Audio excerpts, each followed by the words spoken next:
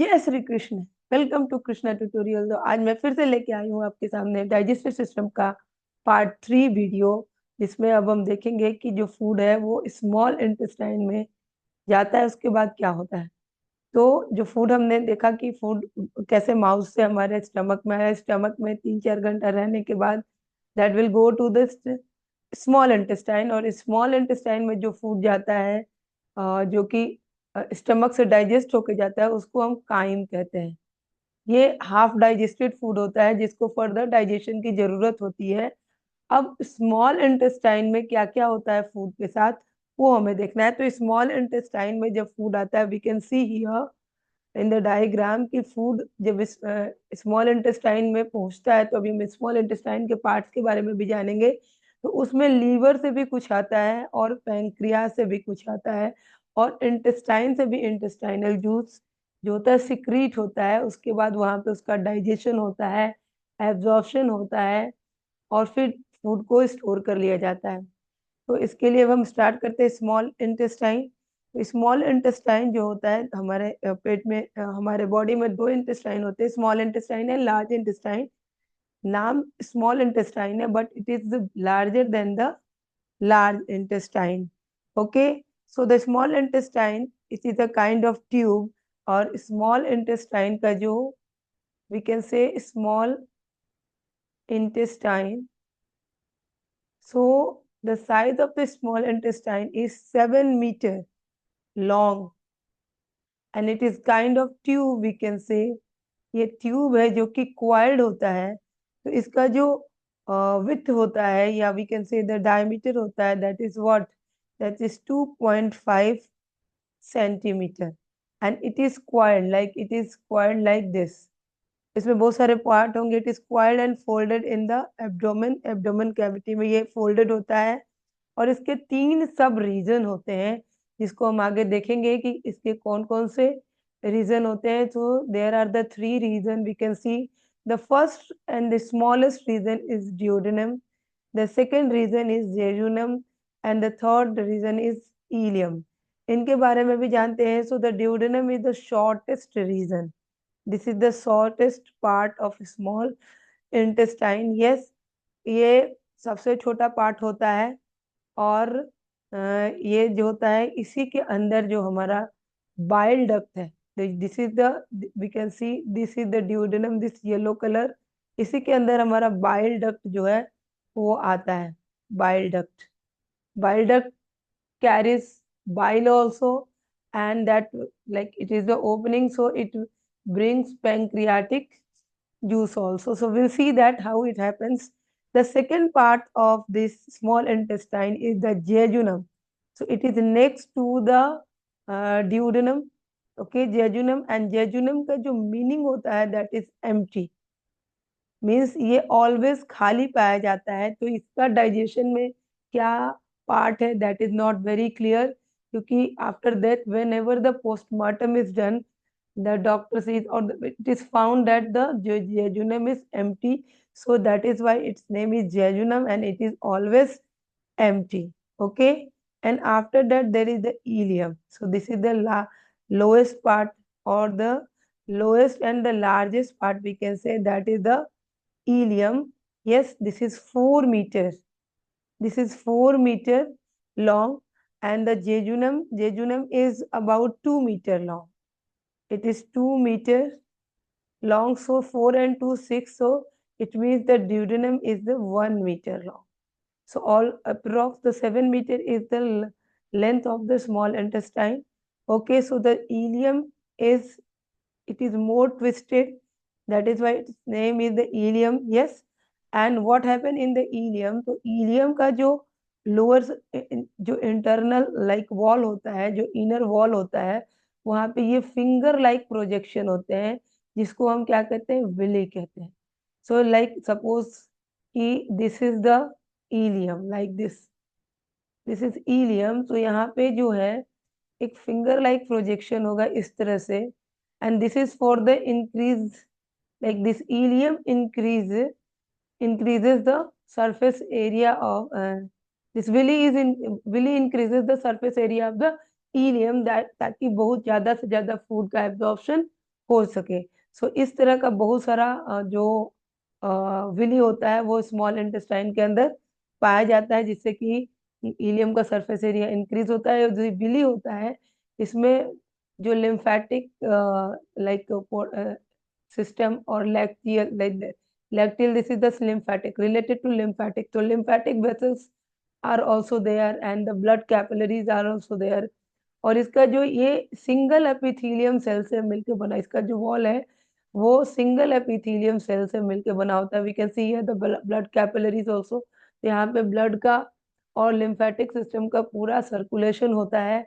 उनका क्या क्या फंक्शन होता है वो अभी हम देखेंगे। तो विली जो होता है ये हमारे इनर सरफेस एरिया को और ज्यादा इंक्रीज कर देता है। लाइक स्मॉल इंटेस्टाइन का जो सबसे नीचे वाला पार्ट इलियम है उसके सरफेस एरिया को पूरा इंक्रीज करता है, which facilitate the absorption of digested food.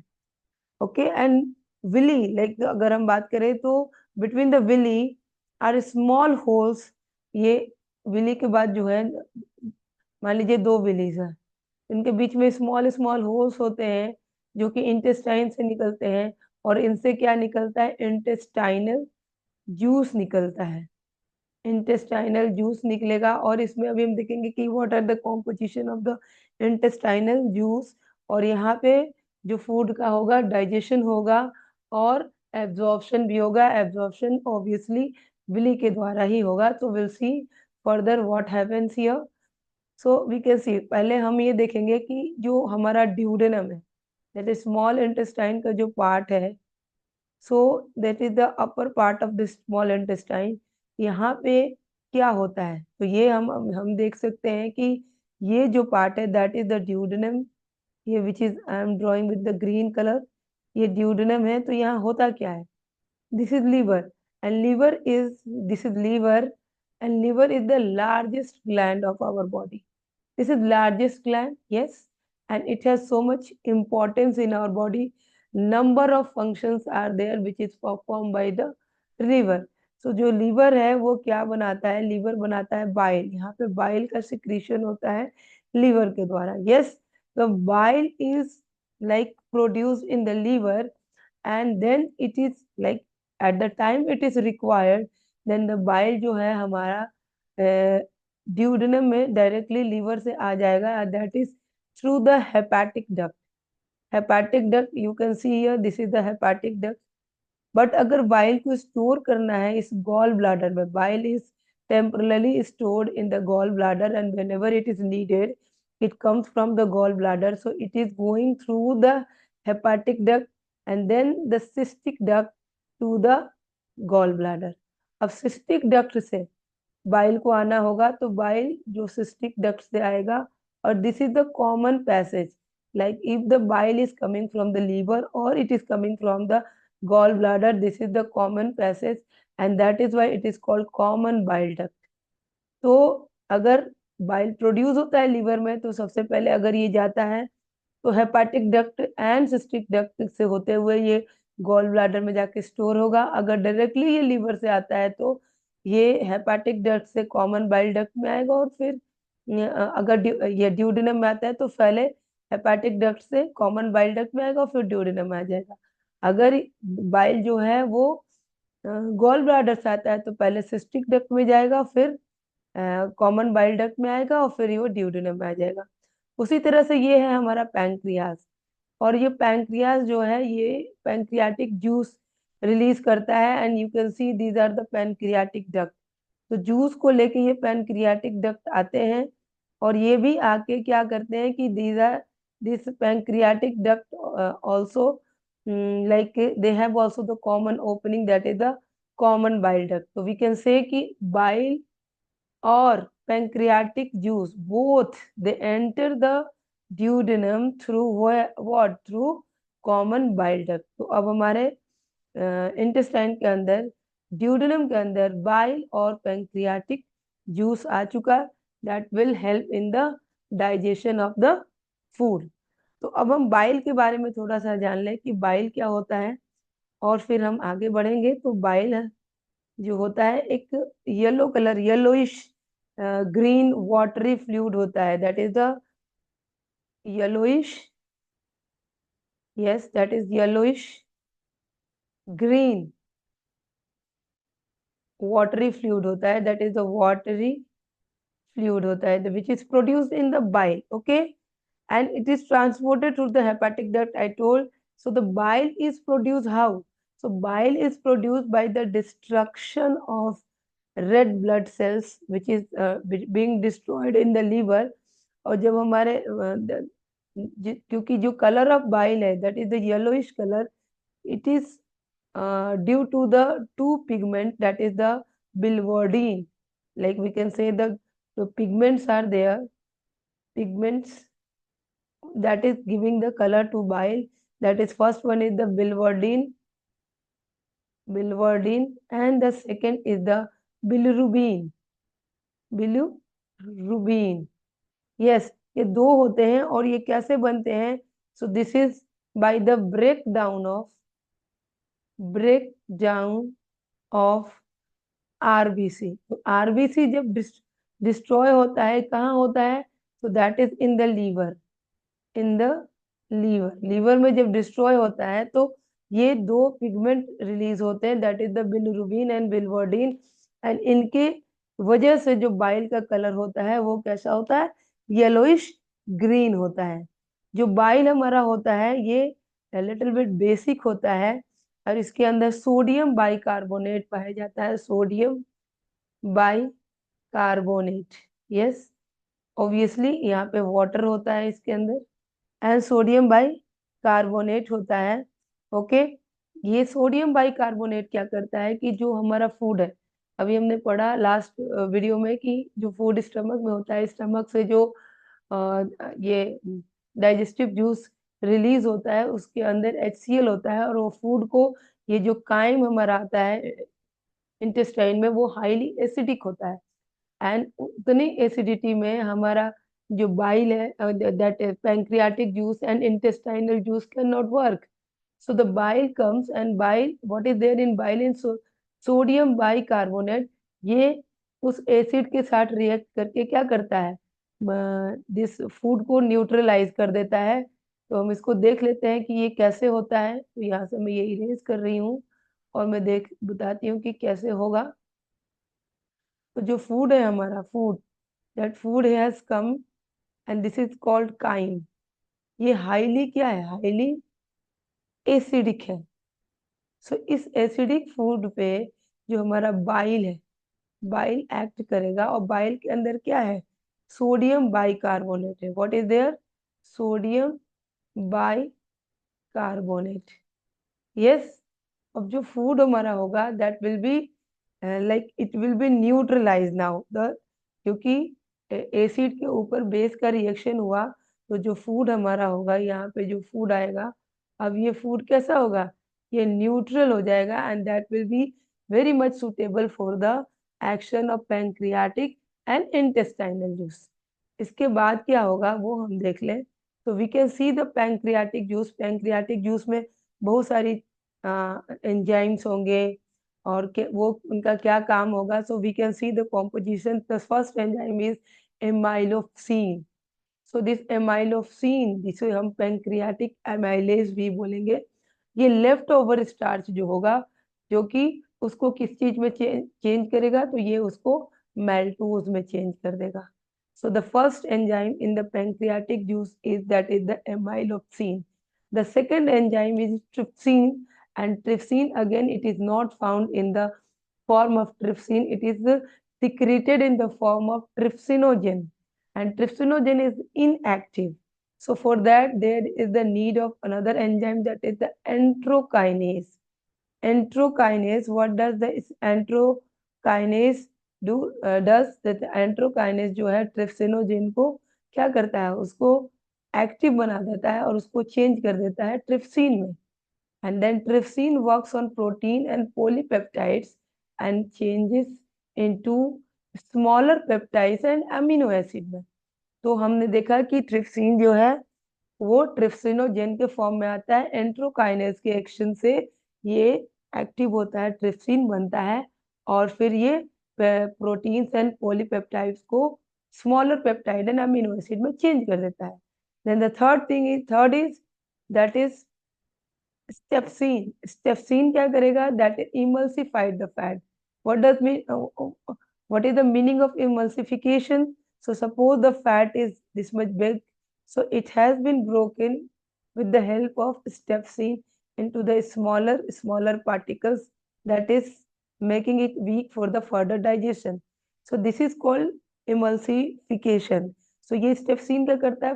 Fats को emulsify करता है और इसको फैटी एसिड और ग्लिसरॉल में चेंज कर देता है. Believe you all are understanding.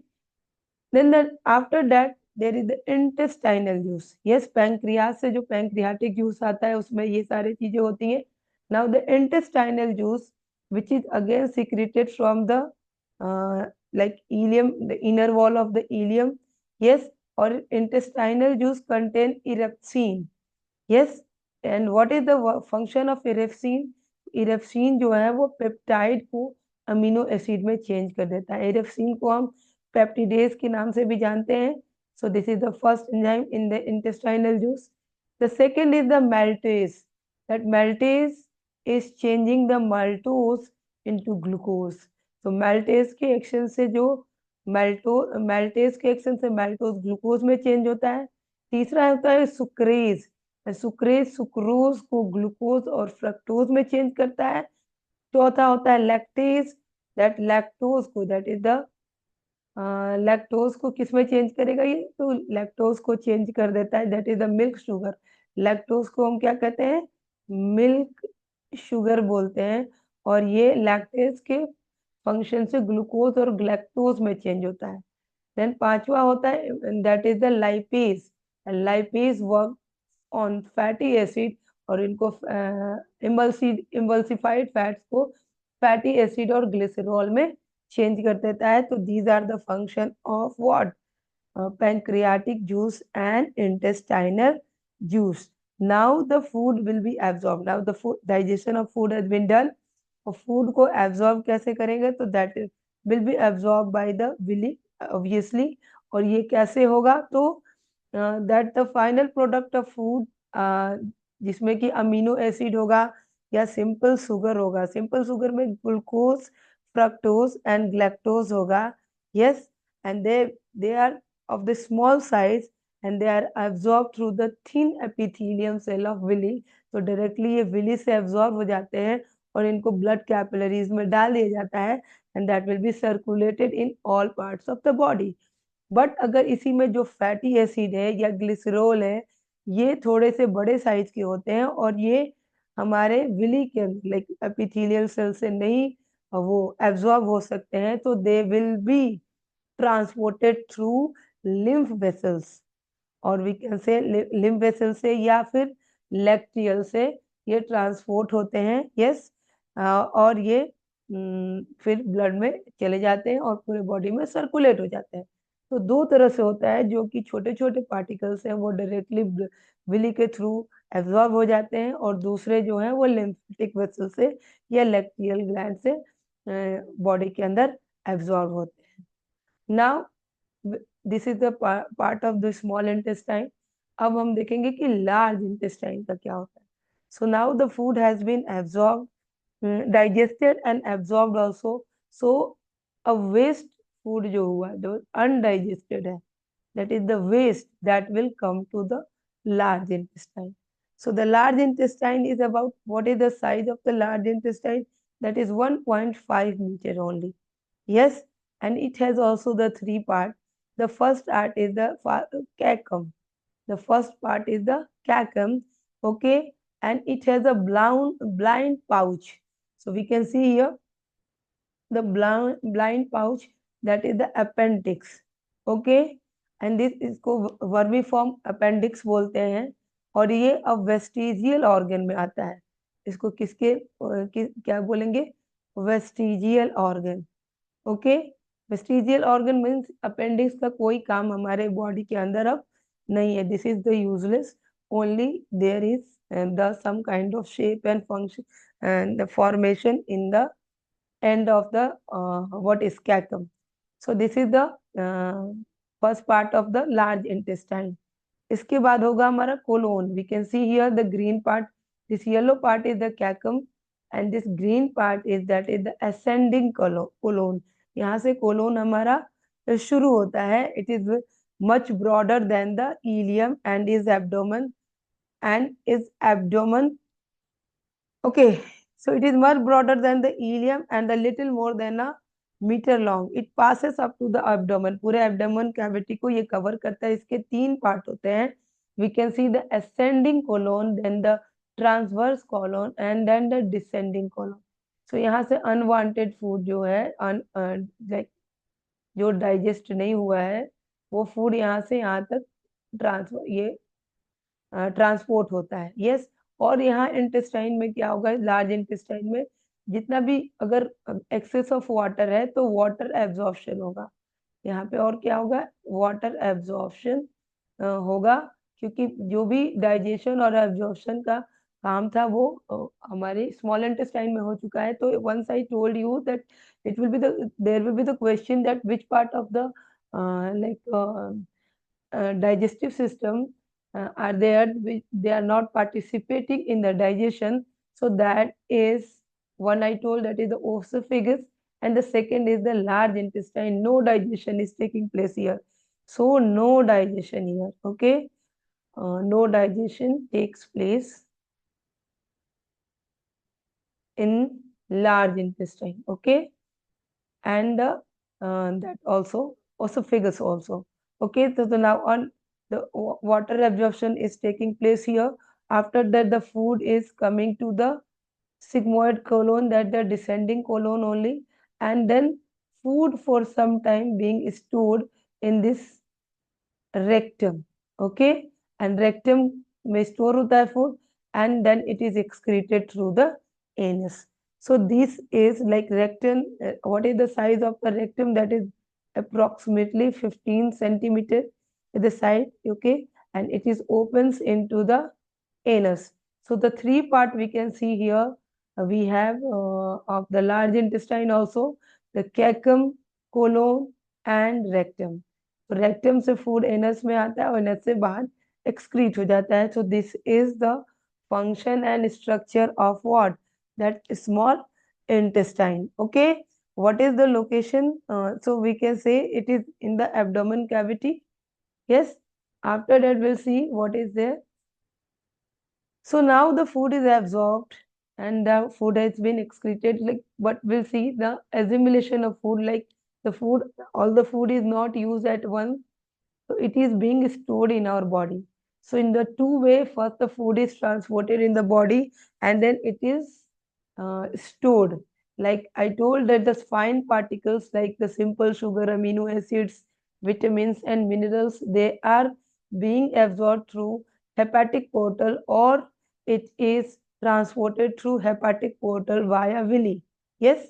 So these all like simple sugars, amino acid, vitamins and minerals, they are being converted into glucose. And where it is done? So this is done in the liver. ये liver में ही होगा. ये everything is converted into glucose. So now the all like whatever simple sugar, amino acid and vitamins are there, that is converted into glucose.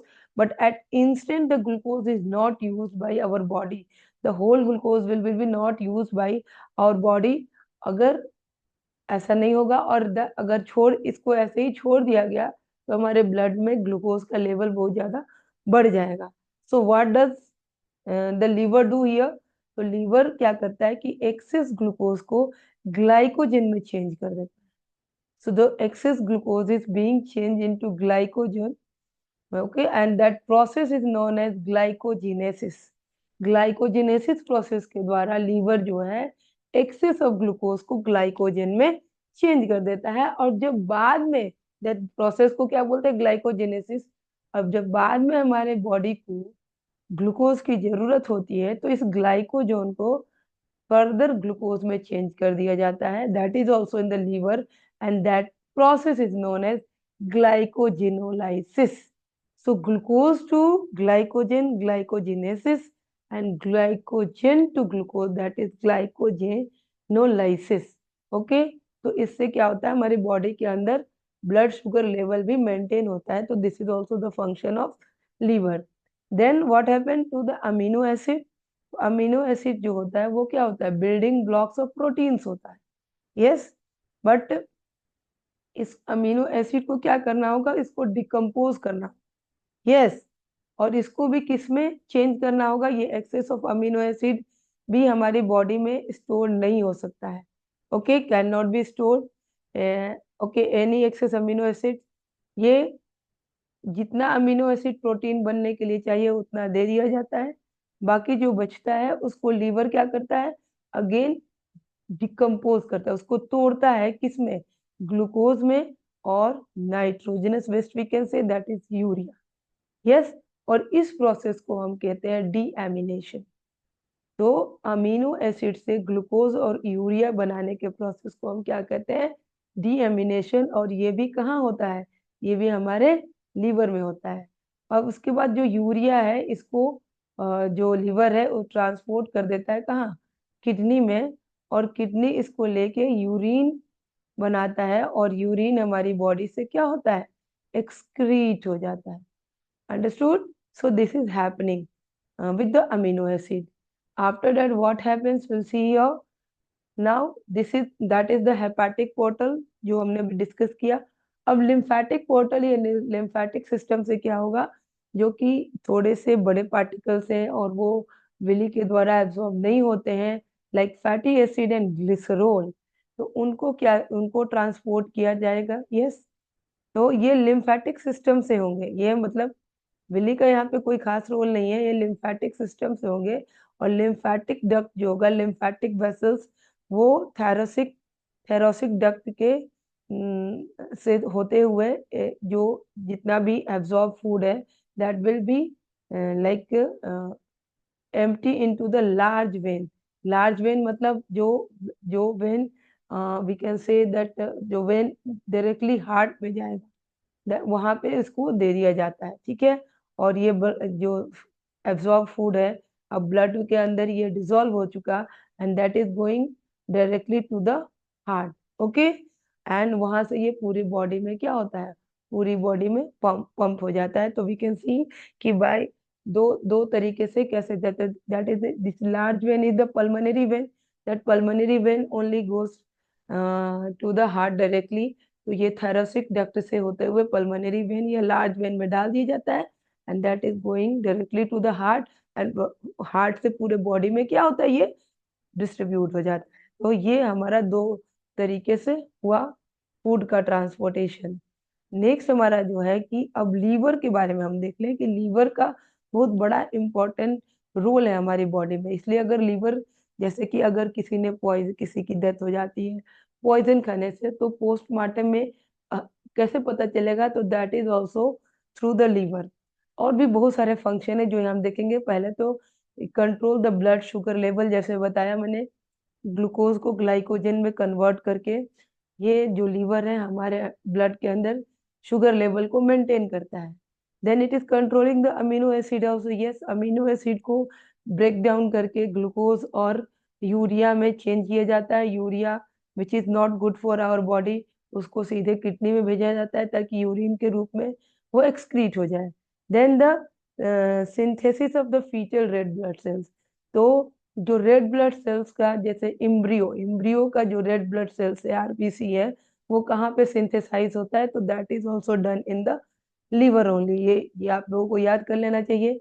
Then liver is the storage also, ये store भी करता है बहुत सारी important जो हमारे body के लिए एलिमेंट्स है उनको, जैसे iron, copper and vitamin. Vitamin में भी विटामिन ए एंड डी को स्टोर करता है, और when ever it is required it is supplying to the body.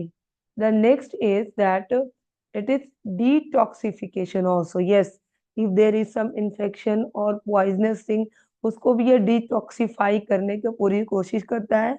So the second thing, ये भी इसका फंक्शन हुआ detoxification. Then production of fibrinogen and prothrombin. तो ये फाइब्रिनोजेन एंड प्रोथ्रोम्बिन का हमारे ब्लड क्लॉटिंग में बहुत ज्यादा, अदरवाइज अगर इनका प्रोडक्शन नहीं होगा तो हमारी जो ब्लड है एक बार ब्लीड करने लगेगा तो it will not be stop. तो fibrinogen, this is a kind of protein, this is also produce in the liver. Then production of heparin, this is the anticoagulant. Yes, तो अगर ब्लड ज्यादा पतला हो गया तो उसको गाढ़ा करने के लिए फाइब्रिनोजेन एंड प्रोथ्रोम्बिन है।